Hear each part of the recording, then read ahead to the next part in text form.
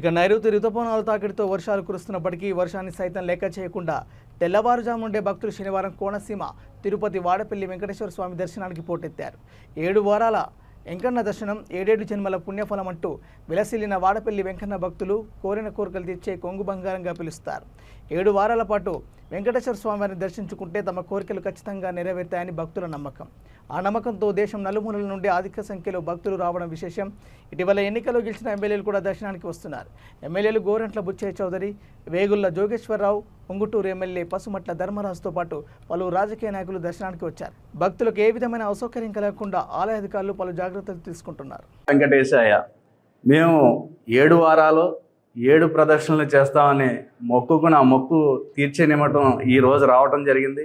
మేము జనసేన పార్టీ తరఫున ఉంగుటూరు నియోజకవర్గం నుంచి ఎమ్మెల్యేగా గెలిచి ఇక్కడ దర్శించుకోవటం ఎంతో సంతోషంగా ఉంది. ఎందుకంటే ఇక్కడ మంచి ఆహ్లాదకర వాతావరణంలో అందరికీ కూడా భక్తులందరికీ కూడా మంచి దర్శనాలు అన్నీ జరుగుతున్నాయి. అందరూ కూడా సుఖ సంతోషాలతో ఉండాలని మనస్ఫూర్తిగా కోరుకుంటున్నాం.